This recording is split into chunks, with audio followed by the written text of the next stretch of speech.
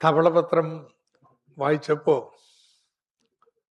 ചില കാര്യങ്ങൾ ഉറപ്പായി. ഒരു ഇന്ദിരാ ഗ്യാരണ്ടിയും കേരളത്തിൽ നടപ്പാക്കാൻ പോകുന്നില്ല. കേരളത്തിലെ പശ്ചാത്തല സൗകര്യ കുതിപ്പിന് കടിഞ്ഞാൻ വീഴാൻ പോവുകയാണ്. ശമ്പള പരിഷ്കരണം ഉണ്ടാവില്ല. 10 വർഷത്തിനിടയിൽ ഒരിക്കൽ മതി. റിട്ടയർമെന്റ് പ്രായം ഉയർത്തും. ക്ഷേമ പെൻഷൻ ഇനി വീട്ടിൽ കൊണ്ടുത്തരില്ല. അത് ആധാർ ലിങ്ക്ഡ് ആയിട്ട് അക്കൗണ്ടിലെത്തുള്ളൂ. ക്ഷേമ പദ്ധതികൾ പലതും അവതാളത്തിലാവും. പൊതുമേഖലാ സ്ഥാപനങ്ങൾ പലതും സ്വകാര്യവൽക്കരിക്കും, പൂട്ടുവീഴും. കേരളം വലിയൊരു തിരിച്ചുപോക്കിന് സാക്ഷ്യം വഹിക്കാൻ പോയി. കാരണം ഇതൊക്കെ നടപ്പാക്കുന്നതിന് സാമ്പത്തിക സ്ഥിതി സമ്മതിക്കുന്നില്ലെന്ന ധവളപത്രത്തിൽ പറയുന്ന ചുരുക്കം. അതിന്റെ സാങ്കേതികത്വത്തെ കുറിച്ച് നിങ്ങൾ എന്ത് ചോദിച്ചാലും ഞാൻ മറുപടി പറയാം. ഞാനിപ്പോ അവതരണ ഘട്ടത്തിൽ അത് ചെയ്യുന്നില്ല. പണം എങ്ങനെ കണ്ടെത്താം? അതിന് LDF സ്വീകരിച്ച രീതികളൊന്നും ശരിയല്ല എന്ന് വാദിച്ചു വെച്ചു. ഇനി എന്താ? മുഖ്യമന്ത്രി VD സതീശൻ തെരഞ്ഞെടുപ്പ് കാലത്ത് മുന്നോട്ട് വെച്ച ചില നിർദ്ദേശങ്ങളുണ്ട്. 25,000 കോടി രൂപയുടെ കുടിശ്ശിക പിരിച്ചെടുക്കും.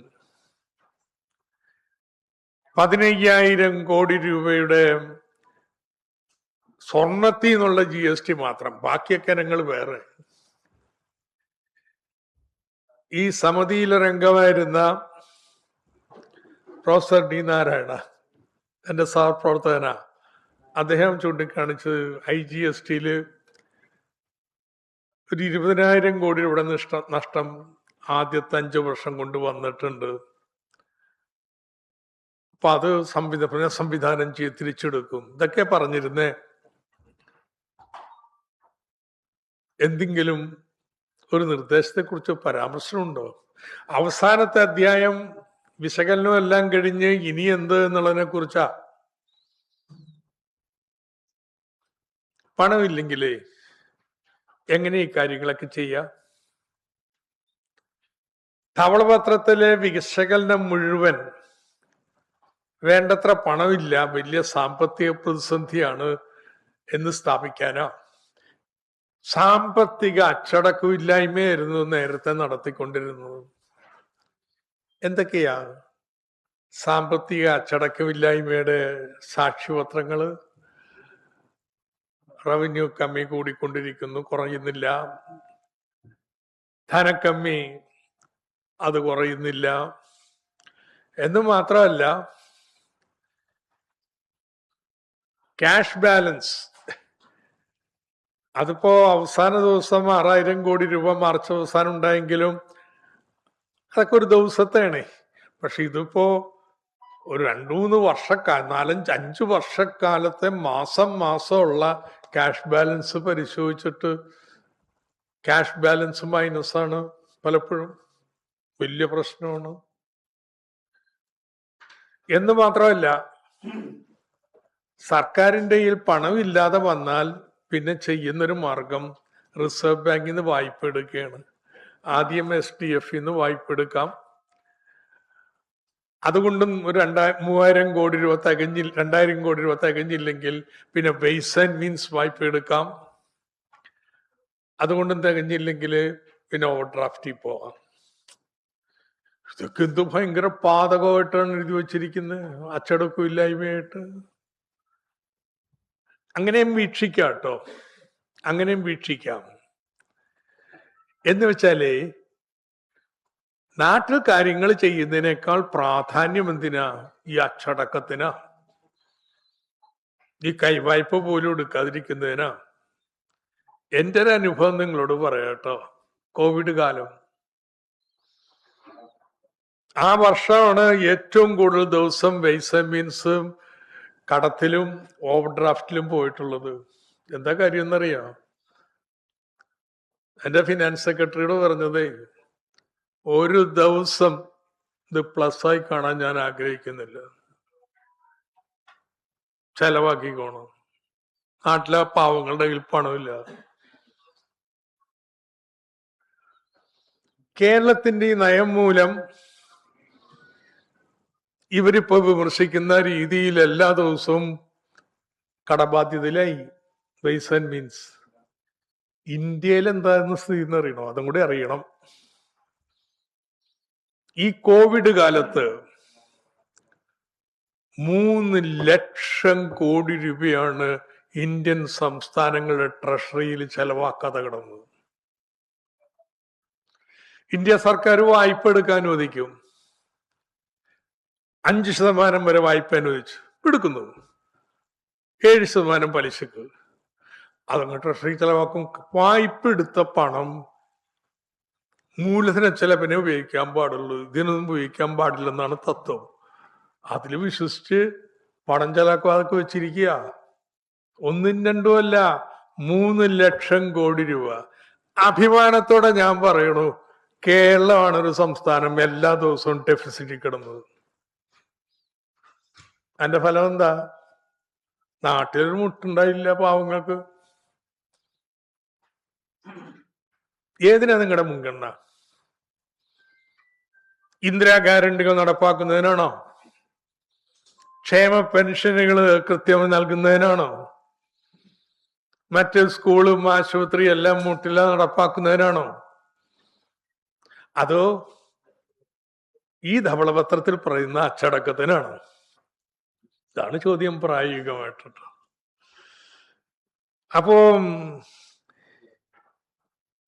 ഇതിലാണ് ഊന്നൽ. ഇതാണ് ധവളപത്രത്തിന്റെ ഏറ്റവും വലിയ പോരായ്മ. ഡെവലപ്മെന്റലല്ല, ഒരു ധനയാഥാസ്ഥിക സമീപനത്തിൻ്റെതാണ്. രണ്ടാമത്തേത്, സംസ്ഥാനത്തിന്റെ റവന്യൂ വരുമാനം വേണ്ടത്ര വർദ്ധിക്കുന്നില്ല എന്ന് സ്ഥാപിക്കാൻ ഒത്തിരി കണക്കുകളുണ്ട്. ഞാനിപ്പോ കണക്കുകൾ ഓരോന്നിനും എടുക്കുന്നില്ല, അതൊക്കെ ശരിയുണ്ട് താനും. നമ്മുടെ GDP-യുടെ ശതമാനമായിട്ട് നികുതി വരുമാനമോ തനത് വരുമാനമോ മൊത്തം റവന്യൂ വരുമാനം കണക്കാക്കി കെട്ടണമെങ്കിൽ നമ്മൾ കൂടുകയല്ല കുറയുന്നത്. ശരി, ഇതൊക്കെ ശരി തന്നെ. അങ്ങനെ ആയിരിക്കുമ്പോഴേ സംസ്ഥാനത്തിന്റെ മൊത്തം റവന്യൂ വരുമാനത്തിൽ ഈ തനത് വരുമാനം 75% വരുമെന്ന് ആ ഒരു തോതില്ല. നമ്മുടെ തനത് വരുമാനത്തിൽ കേന്ദ്രം തരുന്നത് എത്ര, നമ്മളിവിടെ ഉണ്ടാക്കുന്നത് എത്ര? 75% സംസ്ഥാനം ഉണ്ടാക്കുന്ന, 25% കേന്ദ്രം തരുന്നുള്ളൂ. ബാക്കി സംസ്ഥാനങ്ങൾക്ക് 50% കേന്ദ്രം കൊടുക്കുന്ന. നമ്മുടെ ധനപ്രതിസന്ധിയുടെ മർമ്മം എന്ന് പറയുന്നത് ഈ കേന്ദ്ര സംസ്ഥാന ബന്ധങ്ങളാണ്. ഇങ്ങനൊരു കാഴ്ചപ്പാട് UDF-നും ഇല്ല, ധവളപത്രക്കാർക്കും ഇല്ല. അപ്പോ പറഞ്ഞേക്കാം, ഫിനാൻസ് കമ്മീഷന്റെ തീർപ്പല്ലേ, ശരിയാ, നമുക്കൊന്നും ചെയ്യാൻ പറ്റില്ല, അവർ മോശം ചെയ്തു, പക്ഷെ കുറഞ്ഞു പോയി, നമുക്കൊന്നും ചെയ്യാൻ പറ്റില്ല. പക്ഷെ കേന്ദ്രം മറ്റ് ഗ്രാന്റുകളുണ്ട്, കേന്ദ്രാവിഷ്കൃത പദ്ധതികളുണ്ട്. അത് മൊത്തത്തിലെടുത്താൽ ഇന്ത്യയിൽ ഇതിനൊക്കെ വേണ്ടി കേന്ദ്രം ചെലവഴിക്കുന്ന തുകയുടെ 1.9% വരുള്ളൂ. ഈ അവഗണനക്കെതിരായിട്ട് എന്തൊന്നും പറയാത്ത PM-ശ്രീയുടെ പേര് പറഞ്ഞ് സർവശിക്ഷാ അഭിയാന്റെ പണം തരാത്തത് തെറ്റാണ്. കേന്ദ്രം ഇതെല്ലാം കുടിശ്ശികയാക്കി ഉപയോഗിക്കുന്നത് തെറ്റാണ് എന്ന് പറയണ്ടേ?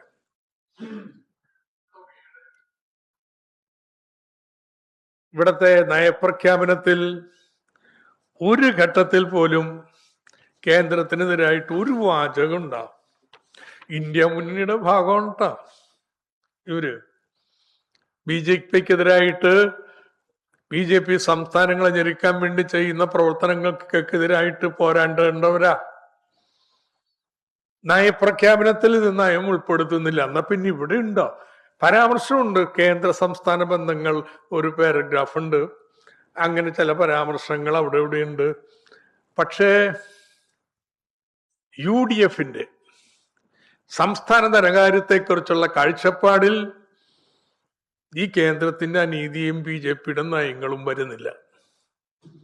വളരെ മൃദുവായിട്ടുള്ള വിമർശനങ്ങൾ മാത്രമാണ് ഇതിൽ സൂചിപ്പിക്കുന്നത്. അതാണ് ഇതിന്റെ അടിസ്ഥാന വിമർശനം. എടുത്ത് വായിച്ചു നോക്കിക്കോളൂ. ഇത്രയും പരാവാരം എഴുതിയപ്പോ കേന്ദ്രത്തിന്റെ സമീപനത്തെക്കുറിച്ച് എന്ന് മാത്രമല്ല, കിഫ്ബിയെ സംബന്ധിച്ച് കേന്ദ്ര സർക്കാരിന്റെ നിലപാട് പിന്താങ്ങുകയാണ്. കേരളം കടക്കണിയിലൊന്നുമല്ല എന്ന് പറയാതെ പറഞ്ഞു. കടത്തിന്റെ ഒരുപാട് പ്രശ്നങ്ങൾ പറയുന്നുണ്ട്. പലിശ ഭാരം ഇങ്ങനെ കൂടുന്നു, പഴയ കടത്തിന് തിരിച്ചടവ് പുതിയ കടത്തേക്കാൾ കൂടുതൽ ചില വർഷങ്ങളിൽ വരുന്നു, ഇങ്ങനെയൊക്കെയുള്ള പ്രശ്നങ്ങൾ പറയുന്നുണ്ട്. പക്ഷേ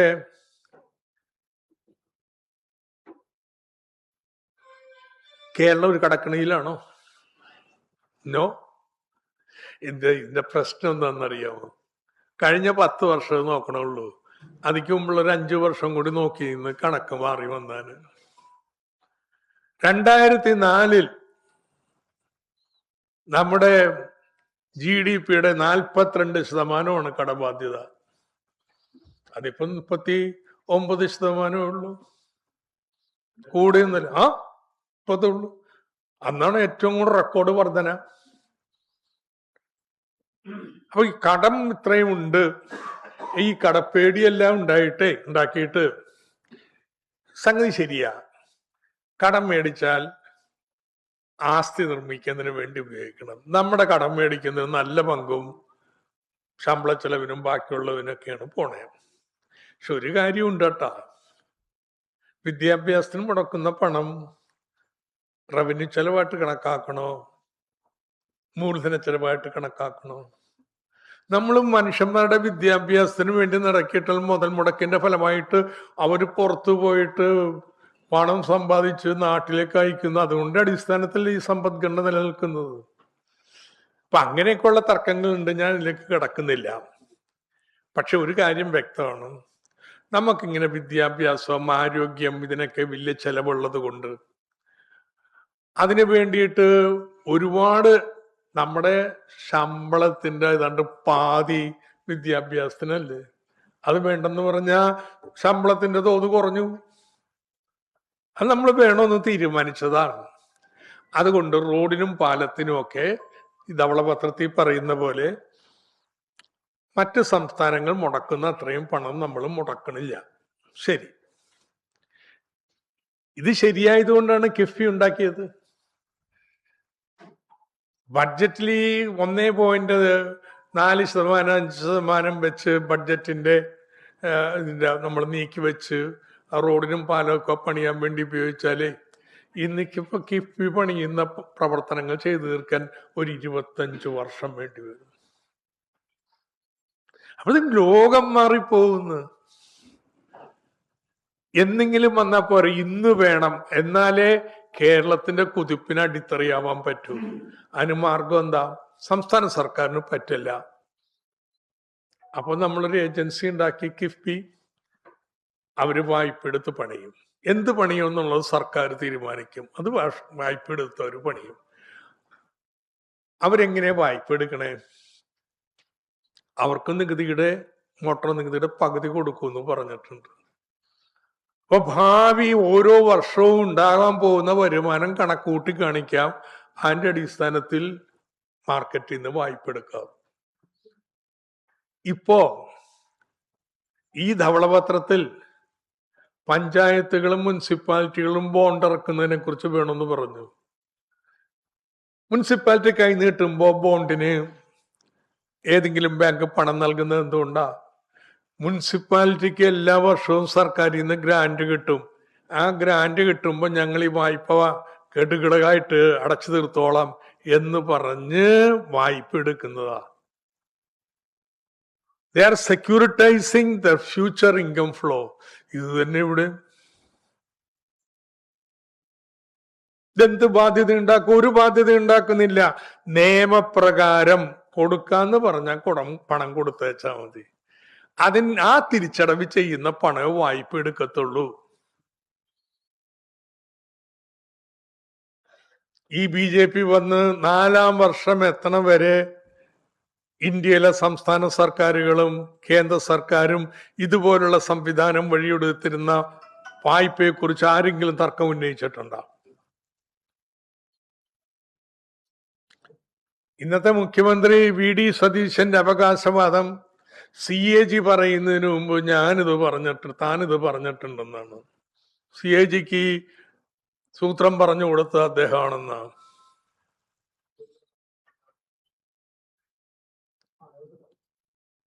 ഇത്രയും നാള് കഴിഞ്ഞ 10 വർഷം LDFന്റെ ഭരണകാലത്ത് മുടക്കമില്ലാതെ നൽകിയില്ലേ? അതിന്റെ ഫലമായിട്ട് ആ തുകക്കുള്ള പ്രൊജക്ടുകളാണ് തുടങ്ങിയിരിക്കുന്നത്. എത്ര വിസ്മയകരമായ മാറ്റമാണ്. ഇപ്പോ വലിയ വിമർശനങ്ങളെ വച്ചിരിക്കുന്നത്. ഒന്ന്, ഒരു CEO എക്സ് ഒഫീഷ്യോ സെക്രട്ടറി ആയിട്ട് വെച്ചത് ശരിയല്ല. ഇനി ഫിനാൻസ് സെക്രട്ടറി ആയിരിക്കോ എനിക്ക് അറിഞ്ഞൂടാ. എന്തിനാ? ഇത് സർക്കാർ ഡിപ്പാർട്ട്മെന്റിൽ നിന്ന് വായ്പ എടുക്കുകയും തിരിച്ചടക്കുകയും ചെയ്യുന്നവരാണ്. അപ്പൊ അതിനൊക്കെ ഉത്തരവുകൾ ഇറക്കണം, ഗ്യാരണ്ടി നിൽക്കണം, ചെയ്യണം. അതിന് ഫയലായിട്ട് സെക്രട്ടേറിയറ്റ് വന്നിട്ട് ഈ കാര്യം ചെയ്തു കൊണ്ടുപോകുന്ന ഒരു ഏർപ്പാടല്ലത്.